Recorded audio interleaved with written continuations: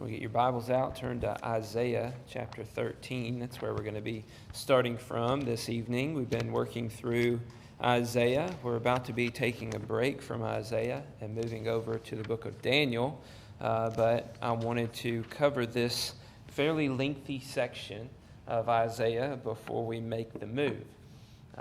So as we've been studying through Isaiah, we've seen this kind of a picture, and so this is nothing different or new from what we've seen in the past. The idea of judgment mixed in with hope, it kind of has gone back and forth, and we've seen that all these promises that are very New Testament promises being brought in amidst a lot of judgment against the nation of Israel, the nation of Judah, the nation of Assyria has also been mixed in with judgments.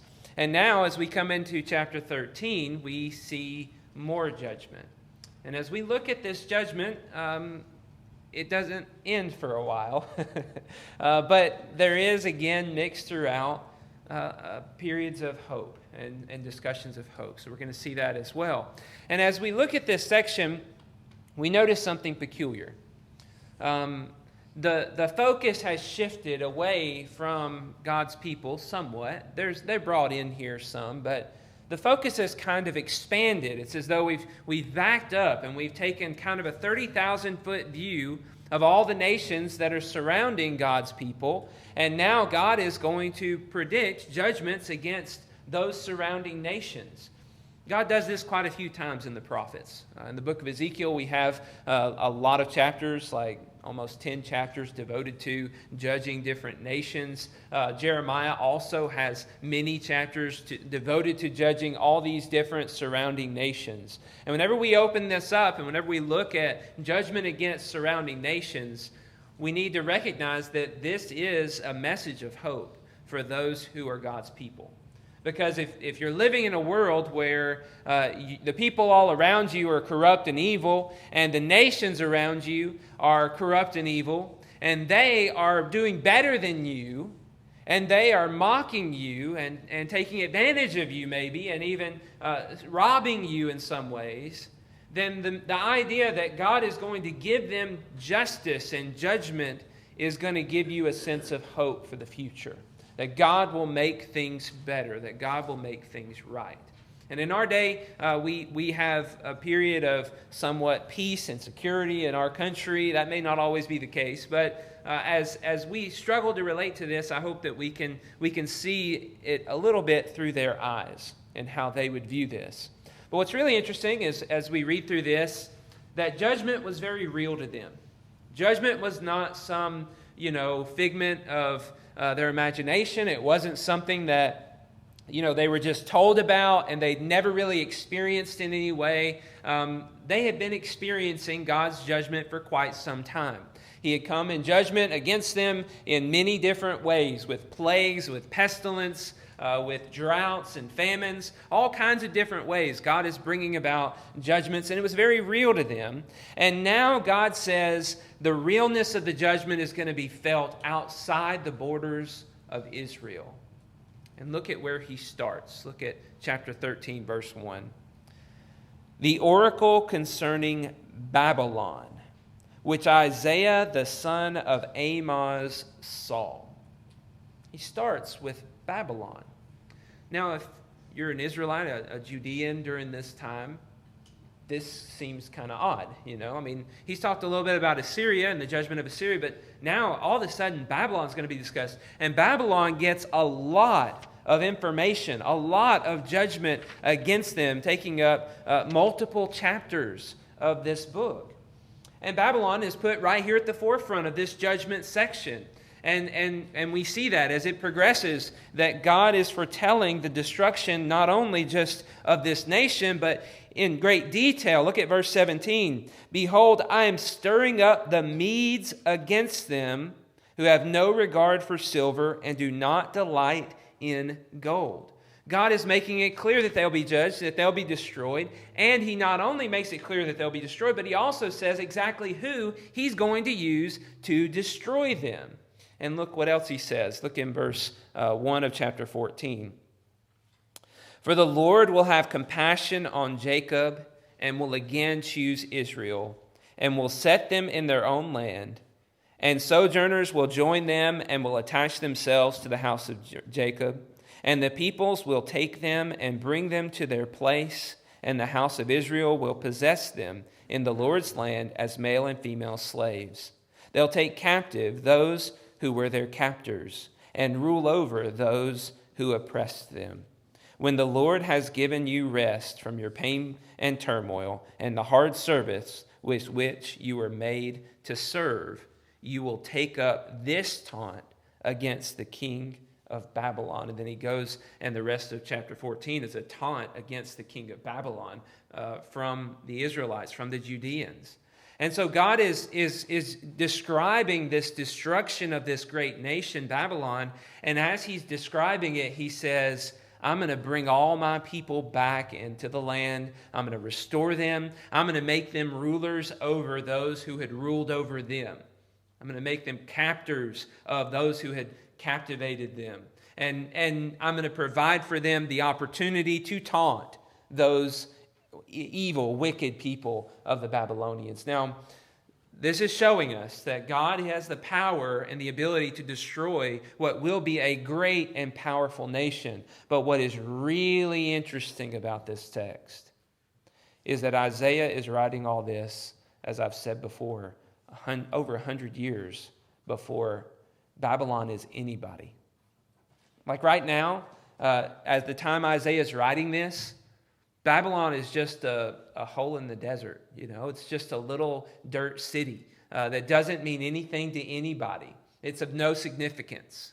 And here God decides he's going to reveal to all his people that Babylon is going to be made a deserted place. And they're all just sitting there like, well, what are you talking about? They're deserted. Like it's hardly anything right now. They're nobodies.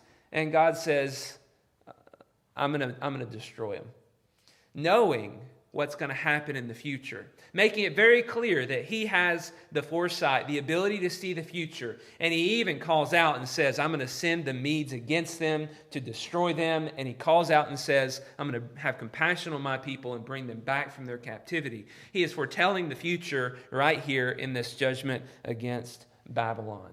This is really just a showing of the power of God, the sovereignty of God, the power that he has to control nations and to judge them and bring them under condemnation for their wickedness. If you're an Israelite who has pursued wickedness and you're now suffering at the hands of the Babylonians, you read this and you think, oh wow, Isaiah was talking about this over 100 years ago, and God knew that this was going to happen, but he knew that he was going to judge them too.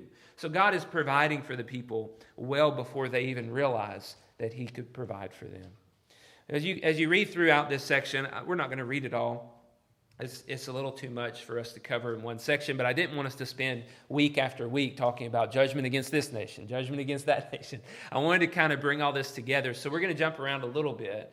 But as you move forward, you see judgments against other nations as well.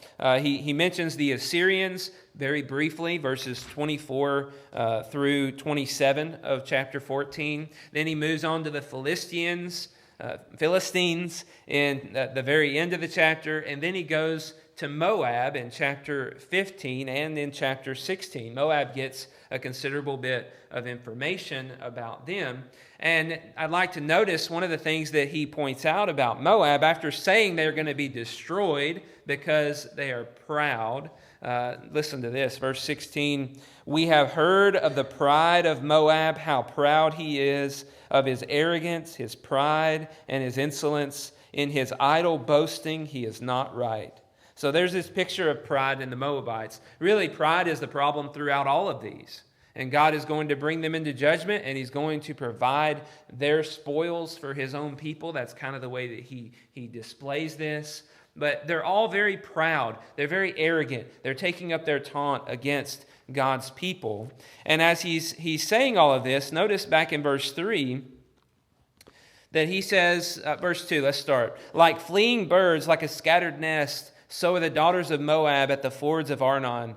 Give counsel, grant justice, make your shade like night at the height of noon. Shelter the outcast, and do not reveal the fugitive.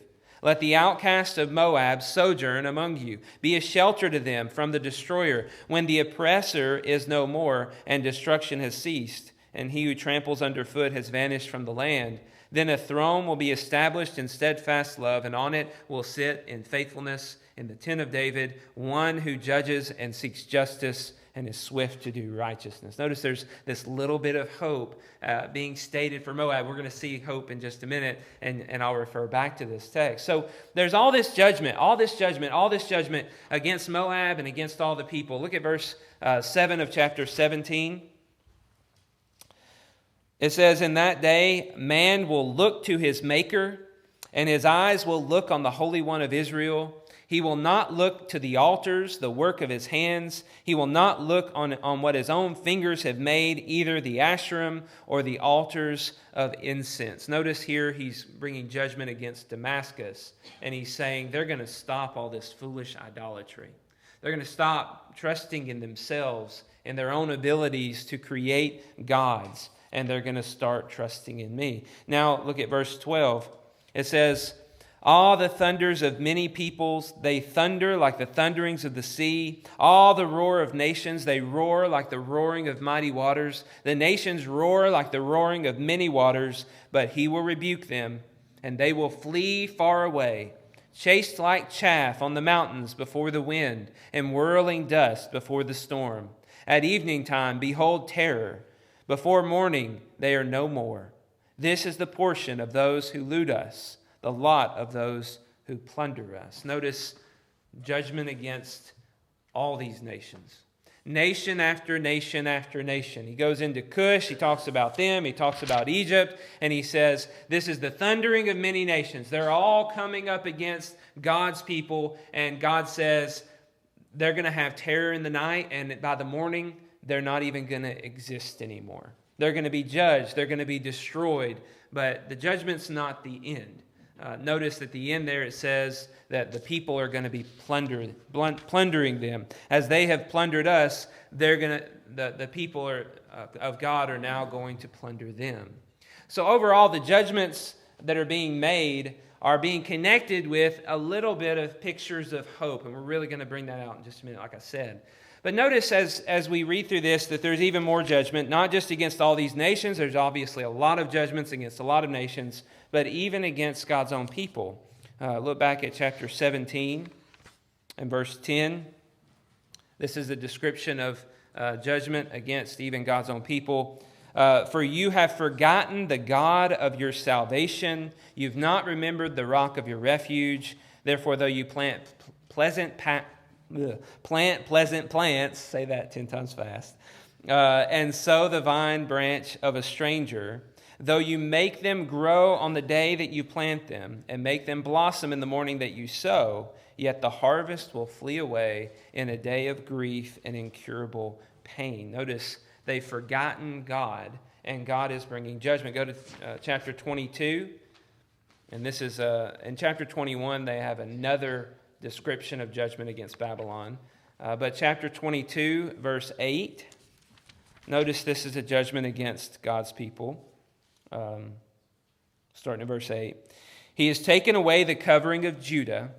In that day you looked to the weapons of the house of the forest, and you saw that the breaches of the city of David were many. You collected the waters of the lower pool, and you counted the houses of Jerusalem, and you broke down the houses to fortify the wall. You made a reservoir between the two walls for the water of the old pool. But you did not look to him who did it, or see him who planned it long ago. In that day the Lord of hosts called for weeping and mourning, for baldness and wearing sackcloth, and behold, joy and gladness, killing oxen and slaughtering sheep, eating flesh and drinking wine. Let us eat and drink, for tomorrow we die. The Lord of hosts has revealed himself in my ears. Surely this iniquity will not be atoned for you until you die, says the Lord of hosts." Notice here he's specifically talking about taking away the covering of Judah, and that's a picture of God taking away his protection from his own people. And the reason why he says here the judgment is coming against his own people is because they are constantly trusting in themselves. We've seen this throughout Isaiah so far. They're relying on their own abilities. They're going into the woods and they're fashioning for themselves weapons. They're tearing down their houses to build up their walls. And they're doing all of these things to try to protect themselves. And God just says, come to me in humility, in sackcloth and ashes and baldness, making vows and committing yourselves to me. But instead, what they did is they just ate and drank and partied, and they say, hey, we're going to die, we're going to die. And so there's judgment even against God's people. And so here we see the self-sufficiency betrays God, that they have gone against God and they've pursued their own ways. So all these nations are being judged, and even Israel itself, Judah itself, is being judged for their wickedness. But what's really interesting is it doesn't end there. You got Tyre and Sidon in chapter 23, and then you get in chapter 24 the whole earth being pictured. Now look at this. There's a particular part that I really, really find interesting. Look at verse 21 of chapter 24. On that day, the Lord will punish the host of heaven in heaven and the kings of the earth on the earth. They'll be gathered together as prisoners in a pit. They'll be shut up in a prison, and after many days, they'll be punished. God is bringing harsh judgments against everyone, against the whole earth and even in heaven itself, he says. The host of heaven will also be gathered with those who are on the earth, and they will all be judged and thrown into a pit and imprisoned. So you see that judgment is very clearly described over and over again by God. Now, why do we care anything about this? Well, this is important, right? We see in this God has the ability to judge all of these nations. If you're living at that time and you're seeing a Russia, China, North Korea, you're seeing these huge nations and you're just thinking, nobody can stop them. They're too big, they're too strong, they won't fall in a day, they can't be destroyed, nothing can happen to them. And God is saying, yeah, I'm gonna wipe them out. Yeah, I'm going to wipe them out too. And they're going to go too. All of their wickedness I see, I know, and I'm going to bring about a judgment against them. All their blasphemies, all their pride, all their arrogance will get them nowhere. All their self-sufficiency, all of their planning and security and their weapons and everything they're doing to try to protect themselves and establish themselves, God says, no. This is God saying, I'm about to do something really big on the earth. I'm about to settle everybody down.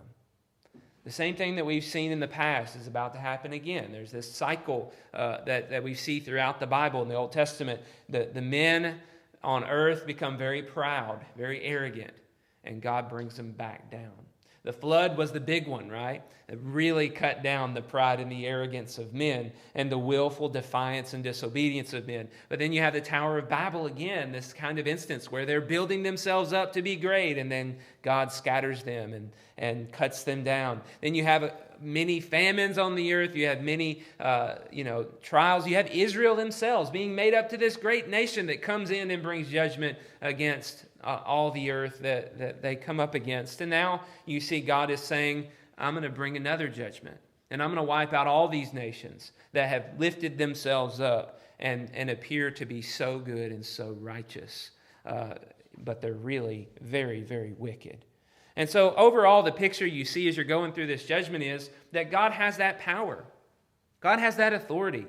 If he decides to lift up a nation, he can lift up a nation. If he decides to bring down a nation, he can bring down a nation. We're going to see a lot of this in Daniel. Really, this is kind of the message that we're going to see in the first 6 chapters of Daniel, that God is sovereign. He has the power and the ability to overthrow even the most seemingly powerful on the earth. And the message that's underneath that is that our sin is bringing about a curse.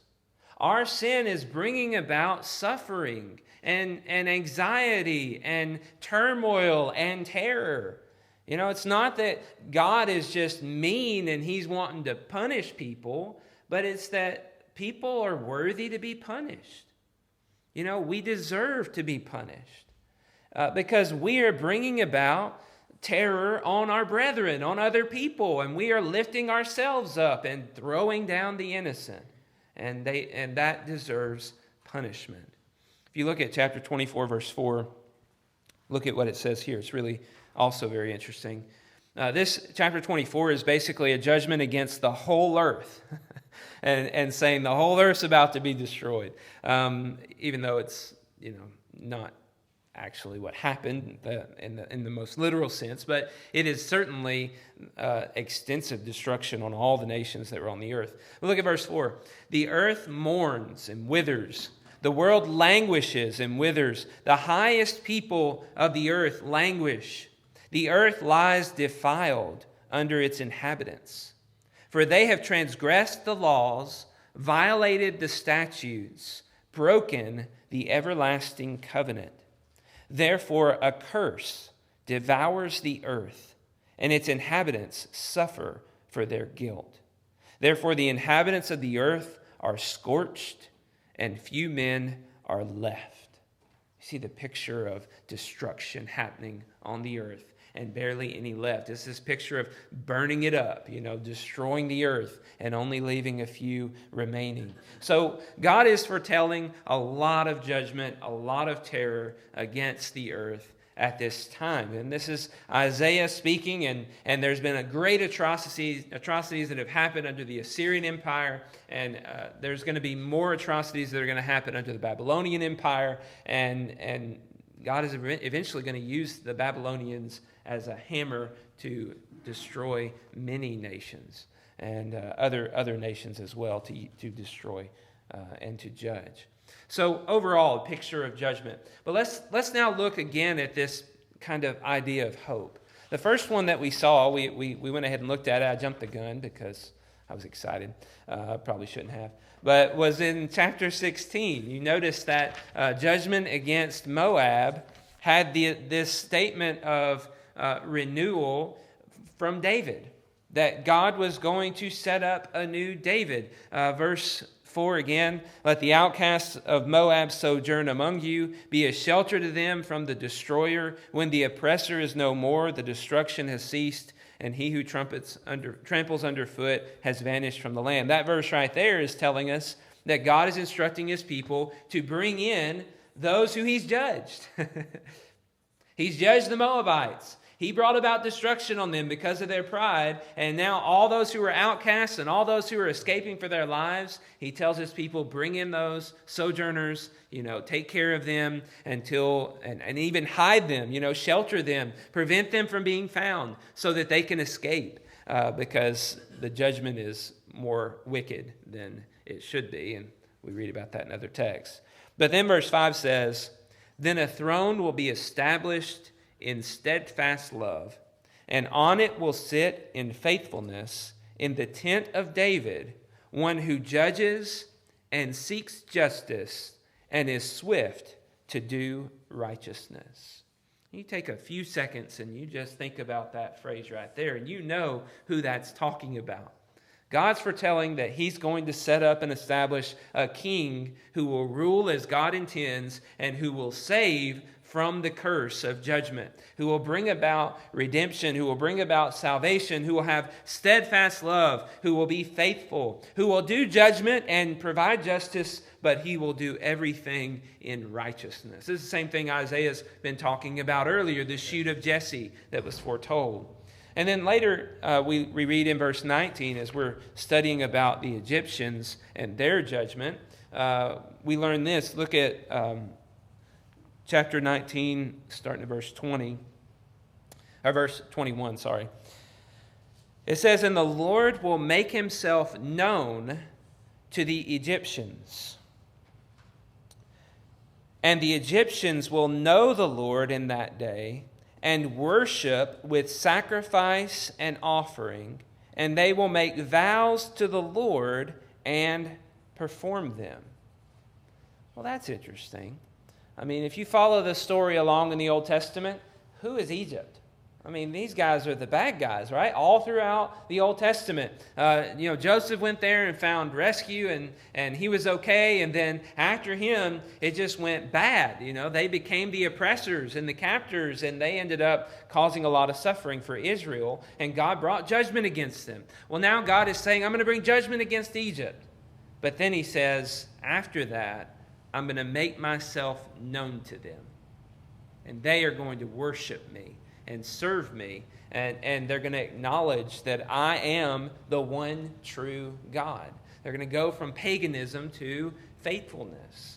And so God is foretelling a lot of judgment, but he's also foretelling in the midst of the judgment a future time when there will be these surrounding nations coming to his people to find peace and rest and security, and coming to his to the understanding that he is the true God, and desiring to worship him and be faithful to him. You keep reading there. There's even more. Verse 22, the Lord will strike Egypt, striking and healing, and they will return to the Lord, and he will listen to their pleas for mercy and heal them. In that day there will be a highway from Egypt to Assyria, and Assyria will come into Egypt, and Egypt into Assyria, and the Egyptians will worship with the Assyrians. That's interesting, okay?